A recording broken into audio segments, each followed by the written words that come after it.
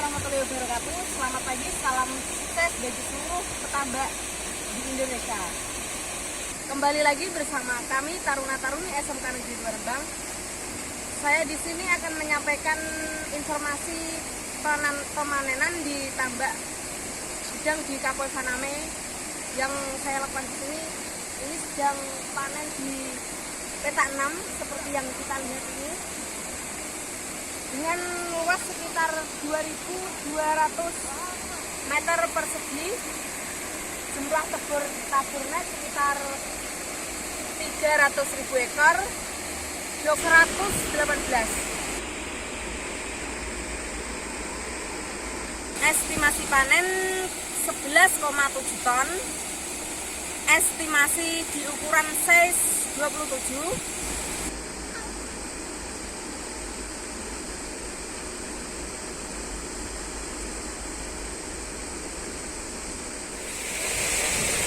Kapol Faname dalam menggunakan dua cara, yaitu pertama dijala 50% dan sisanya dijaring menggunakan maut. Orang apa kok? Allah ya.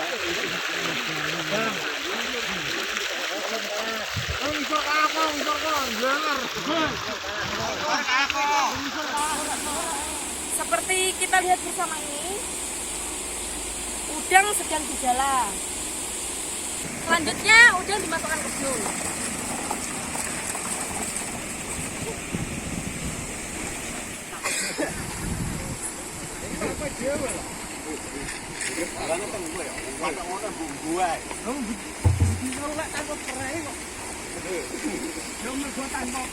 Dengan menggunakan sepeda roda 3, setelah mendapat 6 blung, selanjutnya dibawa ke tempat sortir. Let's go.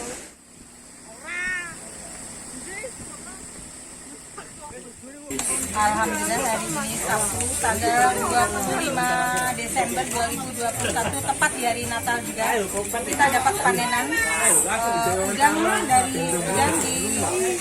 dapat panen di Rembang ini. Untuk benurnya dari Was, DOC-nya 118 hari. Sudah ketangkep di kepala 28 mantap. Saat udang banyak masalah di Rembang, ada size 28 mantap. Untuk estimasinya tonase diperkirakan 12 ton. Semoga ya, insya Allah moga-moga apa yang diinginkan petani 12 ton sampai. Dalam proses sortir ini, udang dipisahkan dari yang gembur atau molting. Selanjutnya udang yang bagus ditaruh di keranjang untuk diadang. Untuk sekali pinggang sebanyak 63,5 kilo.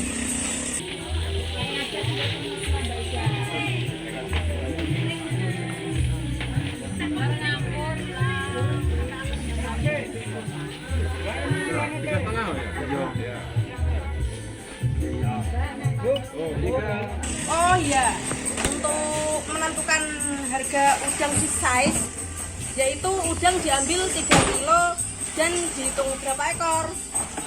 Seperti yang kita lihat bersama ini.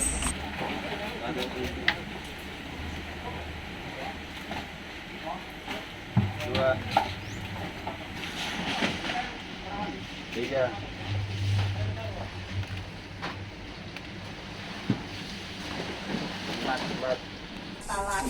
Kali ini panen diambil atau dibeli oleh Ibu Siti Khadijah, supplier udang Faname dari Semarang. Di Rembang ada size 28 mantap. Oke, demikian informasi lapangan yang bisa kita sampaikan. Selanjutnya mari kita bergabung dengan Bapak Andi Fantosa selaku owner Kapol Faname untuk mengetahui lebih lanjut bagaimana rahasia budidaya sehingga bisa panen dengan size udang yang besar ini. Terima kasih. Konyolnya ramai lu mas? Lagi tak kabarin kau lagi ngomong sakit. Sakit. Lagan. Oh, sing mas mau lana. Oh, biasanya gitu. Oh, Assalamualaikum. Waalaikumsalam warahmatullahi wabarakatuh. Pak mau bertemu sama Pak Andi. Pak Andi lagi nggak enak badan di rumah. Boleh saya ikut bergabung di sini, Pak? Oke, silakan. Dari tempat sote tadi. Iya. Oh iya. Gimana udangnya? Udangnya besar-besar, Pak. Besar-besar. Oh iya. Bagus. Terus gimana? Kok cari Pak Andi mau tanya apa? Mau tanya masalah budidaya udang faname yang ada di gitu. sini. Oke, silakan. Saya Mulyati dari SMK Negeri 2 Rembang. Mohon izin bertanya tentang rahasia budidaya udang faname sehingga kok bisa panen di sis kepala 2 ini, Pak. Oh gitu. Tadi sudah ngikuti sesnya? Sudah. Oh, ses 28 kayaknya ya? Iya. Ses 28. Memang kata Pak Andi ada rahasia? Ya, tidak ada. Tidak ada. Tidak ada. Ya kok mau tanya rahasia? Pengen tahu aja. Aja pengen tahu. Kala-kala ada rahasianya gitu ya. Ya. Jadi kalau menurut saya ya dalam budidaya itu nggak ada rahasia. Jadi kita apa yang nggak ada hal yang tidak bisa diketahui. Artinya semua bisa. Kalau ada yang mau bertanya, semua bisa. Pak Andi maupun saya jawab apa adanya. Tidak ada yang disembunyikan. Tidak ada. Jadi yang mungkin kaitannya dengan pertanyaannya kenapa sampai udangnya besar-besar gitu ya. Gitu. Nah, udang itu kan makhluk hidup ya. Ya. Nah, makhluk hidup ya seperti kita ini kan juga apa ya, butuh nyaman, butuh senang. Nah, kalau nggak senang itu banyak pikiran nanti biasanya sakit. Ya. Nah, itu seperti temannya Mas Fajar tadi saya tanya biasanya ikut sakit ya. Nah, gitu. Kurang happy berarti. Ya. Kurang menikmati hidup. Nah, gitu. Siapa namanya Mas? Mas Lana ya. Nah, ini kata adiknya ini loh. Kurang menikmati hidup katanya, sampaikan nanti ya. Itu. Ya, kembali lagi ke udang ya seperti itu makhluk hidup. Kalau kita bisa menyenangkan atau memberikan apa yang dia butuhkan, ya mestinya dia bisa tumbuh dengan bagus. Itu. Dan tentunya itu yang kita kehendaki, tumbuh dengan bagus dengan hasil yang tadi dilihat. Size 28. Kalau soal rahasia ya itu nggak ada rahasia kan, hal yang biasa kan. Ya. Bagaimana bisa memenuhi kebutuhannya udang Pakai perasaan. Jadi seolah-olah kita juga apa ya bisa merasakan lah. Jadi bagaimana baiknya air, bagaimana kecukupan pakan, bagaimana kecukupan tentang kincir, oksigen. Nah, insya Allah kalau itu sudah cukup semua ya udangnya bisa tumbuh dengan normal. Gitu. Atau ada lagi yang mau tanya? Saya Indah, Pak. Ya. Mau izin bertanya. Kemarin kan saya melihat tabur benur di kolamnya Pak Paro itu kan sangat kecil, maka akan rawan kematian.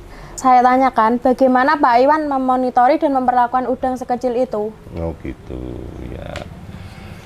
Ya, kalau cara yang saya lakukan di sini itu setelah tabur, itu kira-kira habis maghrib. Kalau tabur jam 3 habis maghrib, itu udang itu keliling di dinding, kita lihat, kadang ada yang nempel.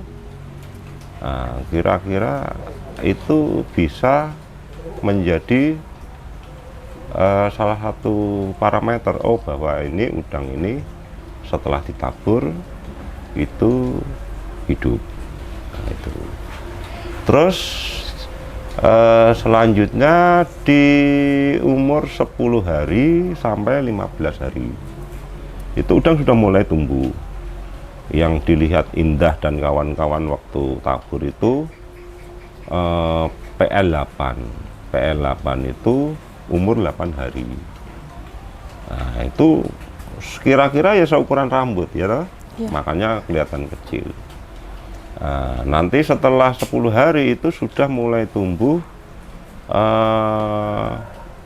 Kalau tahu ujung lidi, ya ujung lidi sapu itu loh, itu di umur 10 sampai 15 hari sudah segitu, dan biasanya pakai anco. Jadi anco kita turunkan, kita kasih makan. Nah, terus selang beberapa jam, 2 jam katakanlah itu kita angkat. Itu kalau udang itu masih, ya dia otomatis ada di anco. Itu cara memonitor. Terus tentunya juga terkait dengan perawatan air. Air itu ada parameter yang sudah sering kita bahas atau sering saya sampaikan. Di situ ada kecerahan air, warna air. Itu kita monitor terus, sehingga udang ini terpenuhi apanya itu kebutuhan kualitas air.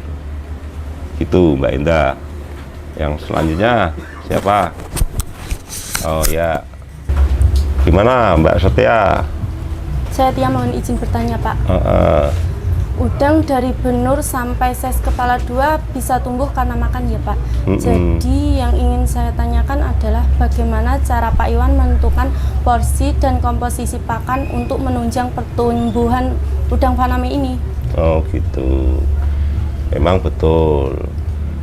Kalau porsi dan komposisi tadi ya. Nah, kalau komposisi itu sudah diatur oleh pabrik. Jadi kebetulan pakai pakan evergreen. Nah, kalau evergreen itu di plastik pembungkusnya itu ada keterangannya. Dan sebelumnya juga saya dikasih tahu pada saat mau memakai itu, proteinnya berapa persen, karbohidratnya berapa persen, vitamin C-nya berapa persen, itu sudah diatur pabrik. Dan saya percaya karena pabrik ini kan mempunyai ahli ya, jadi bahwa tentang komposisi tadi yang saya sampaikan itu sudah diatur lah seperti itu. Kalau soal porsi, nah, porsi itu ada perhitungannya, Kalau udang itu perhitungnya menurut umur. Jadi umur 0 sampai 30 hari atau kita masih mencari habisnya pakan di anco yang kita kasih, itu namanya blend feeding. Jadi kita tidak menuruti pakan yang diminta udang, tapi kita ada acuan. Nah, makanan dinamakan namanya itu blend feeding. Itu juga kami dapat dari teknisi yang terdahulu itu. Nah, terus biasanya setelah di umur 35 sampai 40 itu pakan yang ditentukan oleh rumus tadi itu kita baru menyesuaikan kemampuan udang makan gitu.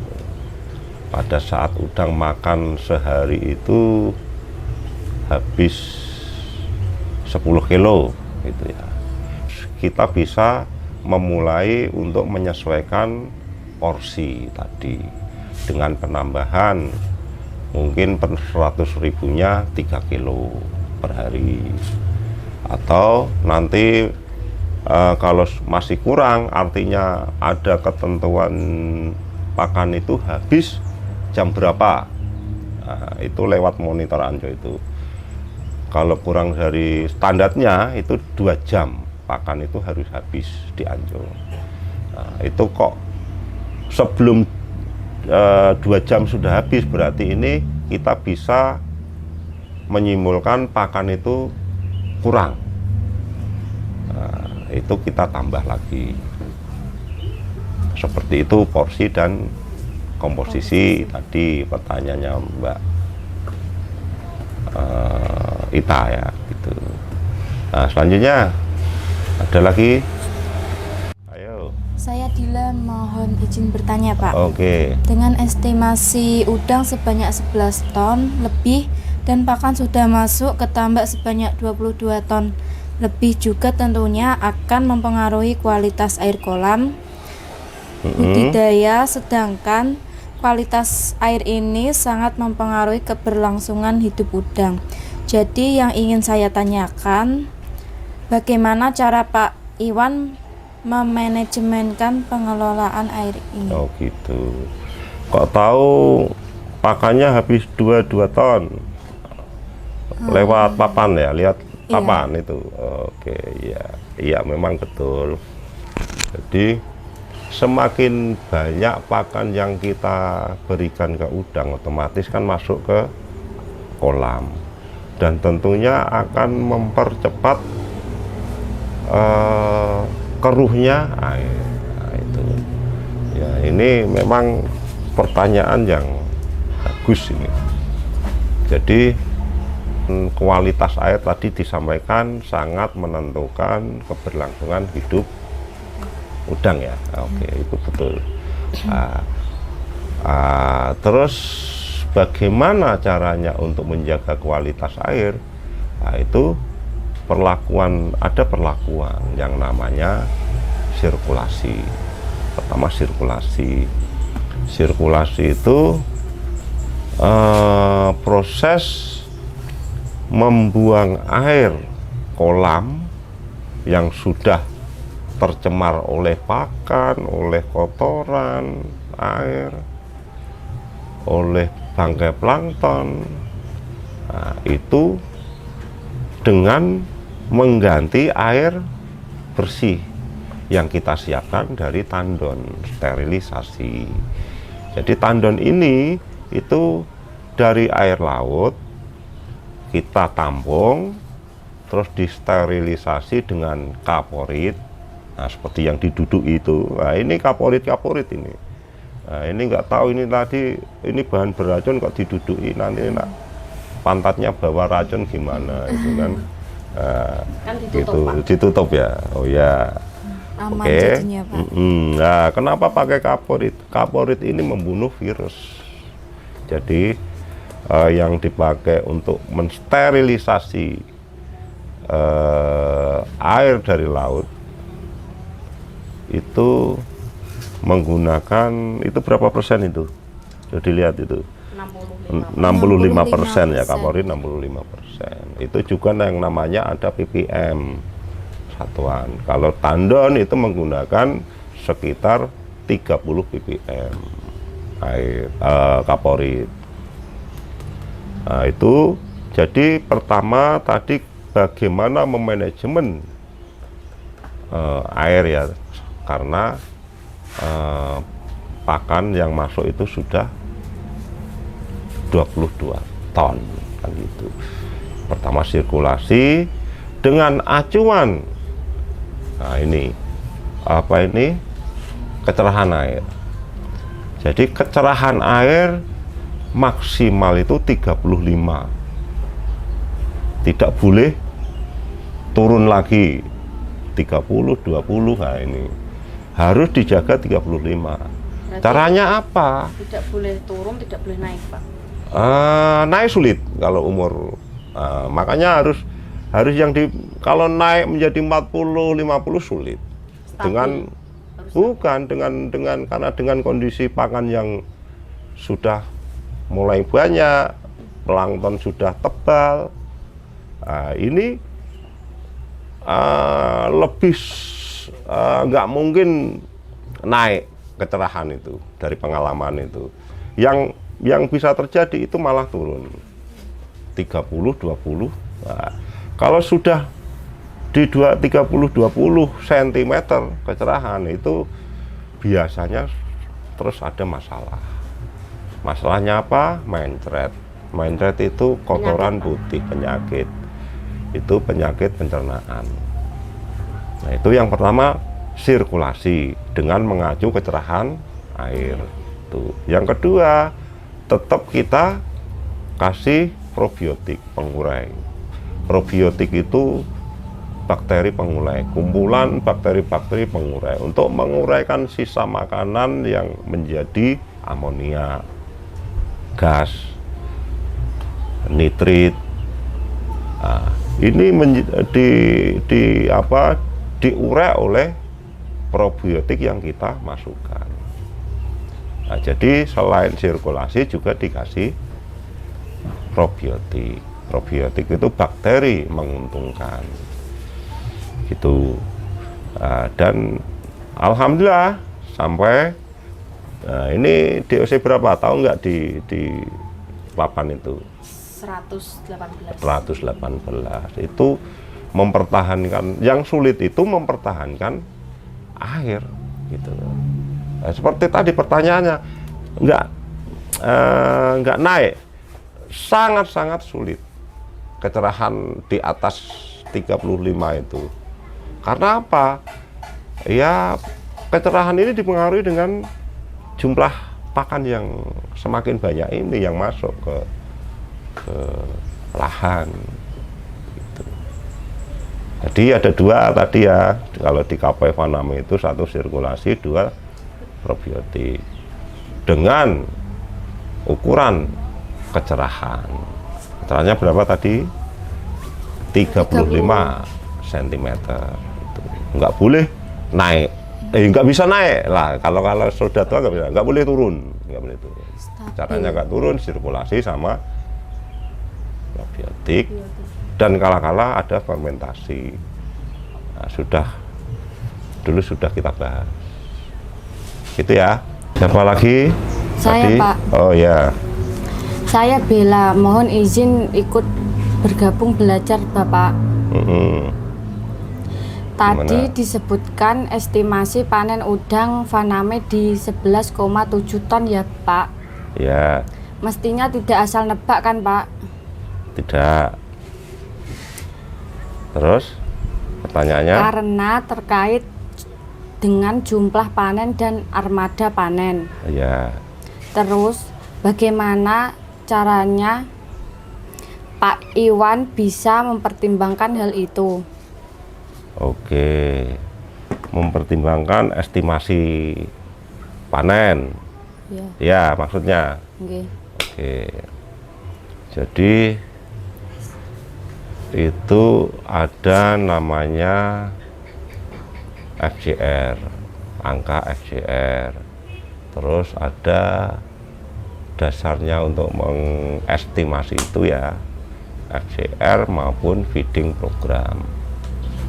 Nah, terus budidaya ini kan sudah berlalu lama, jadi sering ulang-ulang dari 2011 sampai sekarang ini. Artinya perkiraan itu kan lebih sering juga gitu. Karena ada pola yang sama, mirip lah, itu dari kami bisa menghitung kalau pakan tadi berapa? Pakan 22 ton ya. Nah, terus bisa panen sekitar 11,7 ton, nah, gitu loh. Ya. Nah, itu karena biasanya panen di sini itu perbandingannya pakan dengan hasil panen itu di angka 1:1,7 gitu. Kalau pakan habis 22 ton sekian itu tadi saya ajak ngitung siapa? Mul ya? Mul ini jadi FCR 1:1,7 berarti 22.000 kilogram pakan dibagi 1,7, nah itu ketemu 11 sekian ton itu. Nah itu cara menghitung. Nah, itu yang saya sampaikan kepada calon pembeli bahwa saya punya udang sekian ton, atau saya sampaikan langsung 11, sekian ton, size-nya kepala 2. Nah itu harus punya estimasi itu, karena dia benar yang disampaikan, mempersiapkan armada berapa. Kalau satu armada itu kan sekitar, kalau Bu Khotijah itu 3,5 ton. Kalau 11 ton dia berhitung berarti sekitar 4 ya, 4 armada gitu. Terus satu armada berapa S-nya kan gitu. Nah, nanti kalau mau lebih tahu ya tanya langsung supplier itu Bu Khotijah. Tapi yang jelas dia sudah siap, dia akan memanen udang di Kapoi Faname ini 11 ton lebih gitu. Jadi ya harapannya nggak kurang armada maupun nggak terlalu banyak lebih armada gitu.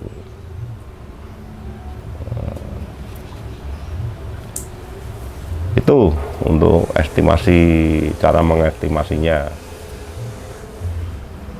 Saya Aisyah, Pak.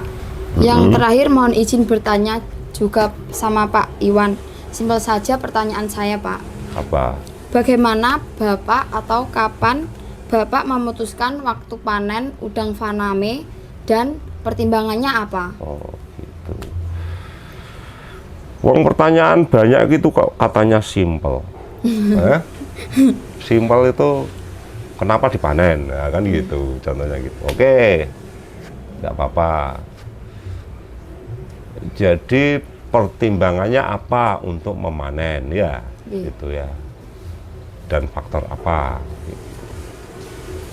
Ya pertimbangannya kalau sudah menguntungkan dalam budidaya itu.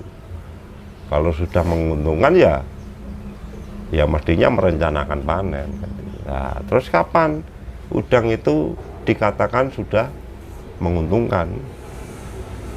Ya itu kalau minimal, kalau kita bicara keuntungan minimal itu ya kalau sudah di size 100.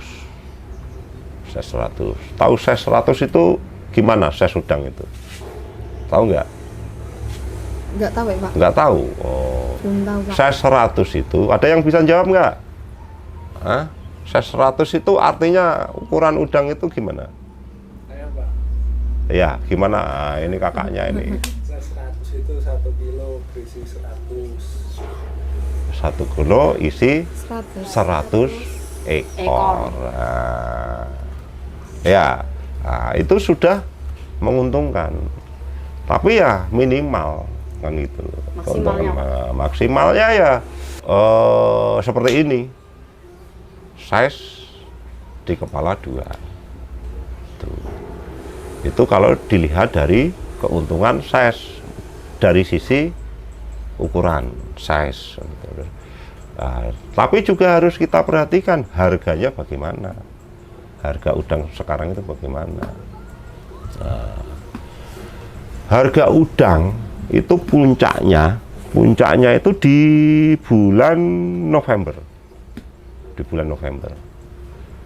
Desember ini sudah mulai turun sampai dengan Februari. Itu kebiasaan, Mas. Udang. Kok bisa, Pak? Nah, kok bisa? Karena udang itu yang makan itu orang-orang yang punya duit. Nah, kalau mall ini makan udang kan karena panen, ikut panen kan gitu. Iya, Pak. Nggak beli kan. Gratis. Nah, makanya di udang itu pasarnya ekspor. Di Eropa, di Cina kan gitu. Nah, terus kenapa kembali lagi ke bulan November, ya, terus Desember sudah sampai dengan Februari itu turun. Nah, itu ada momennya Natal dan Tahun Baru. Itu. Jadi di November, kenapa November? Karena dia ngisi stok untuk persiapan Nataru, Natal dan Tahun Baru. Desember sudah penuh, sudah harus terkirim, kan gitu.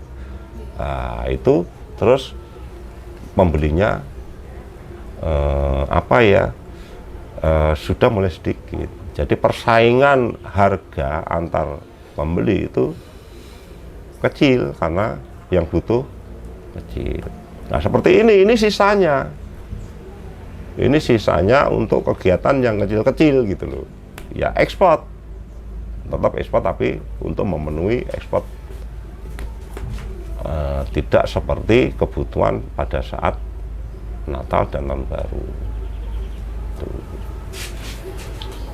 Nah, jadi kalau kita ditanya pertimbangan panen dan faktor apa dipanen kan gitu, itu pertimbangan normal loh ya tadi. Kalau pertimbangan nggak normal ya dipanen karena apa, Mas? Virus, karena sakit kan gitu, itu harus dipanen. Tuh, kalau normal ya kita sampai budidaya yang maksimal juga, size kepala 2 tuh. Gitu ya. Ya. Mbak Dila apa Mbak Bila ini? Aisyah. Mbak Aisyah malah ya, lupa ya.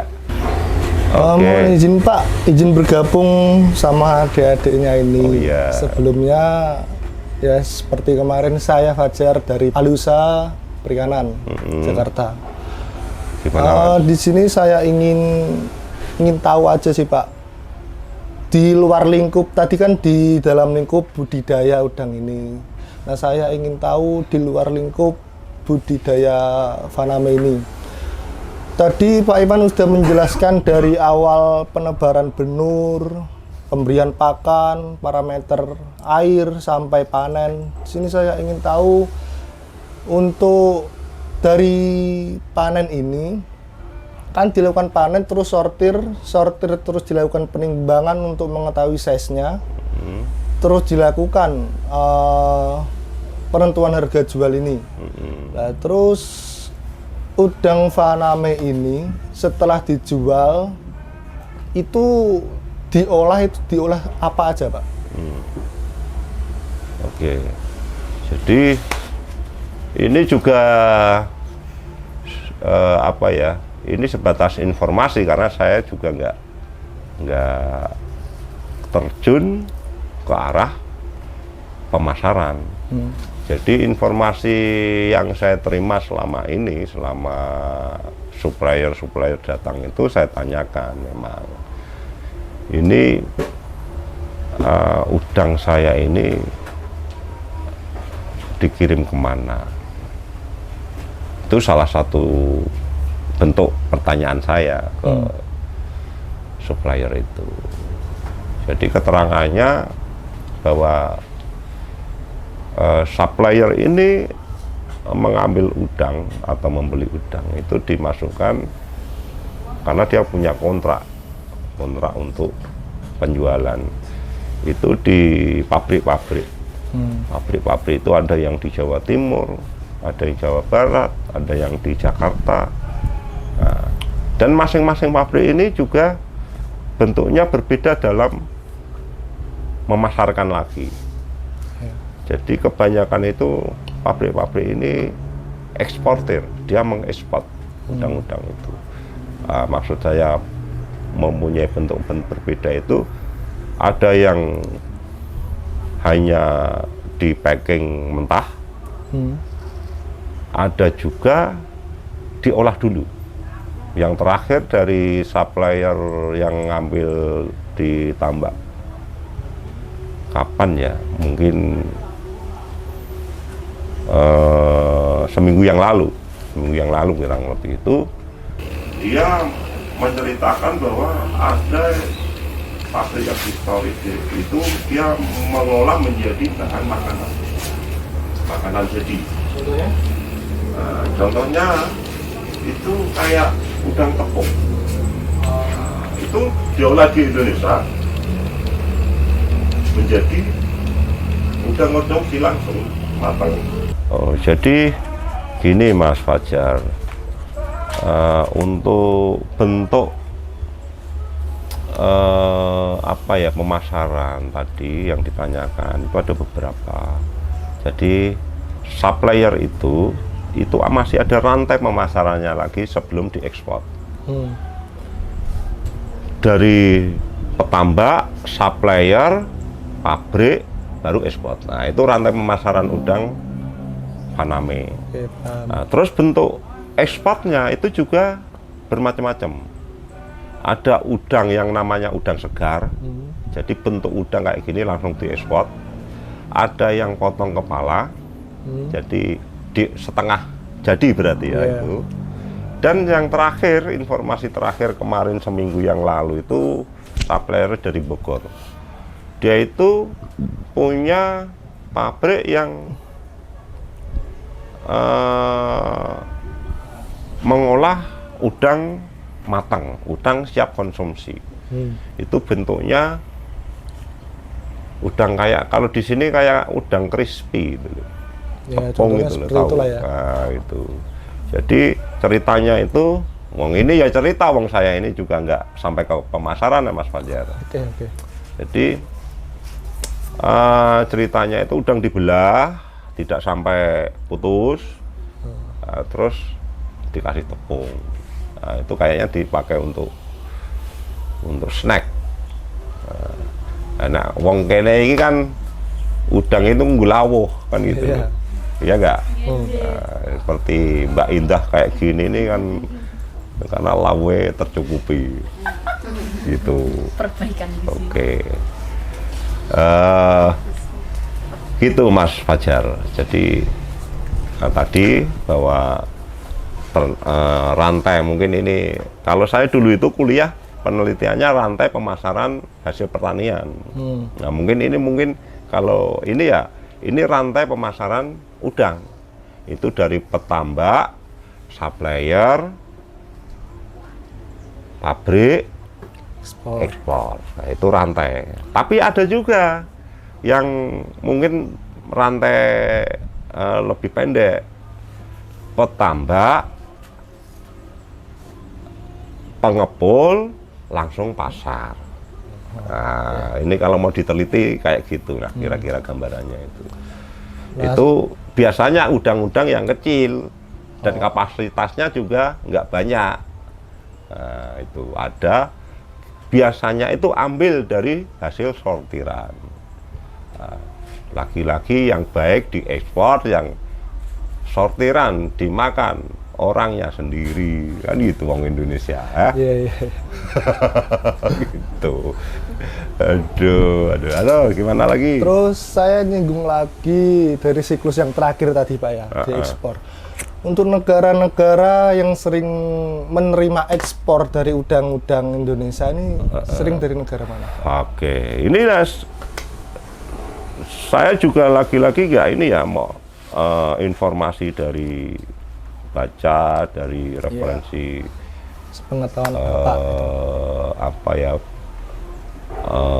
yang disampaikan supplier, itu daerah tujuan terbesar itu Eropa.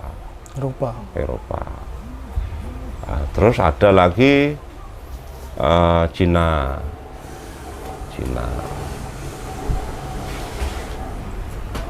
Oke.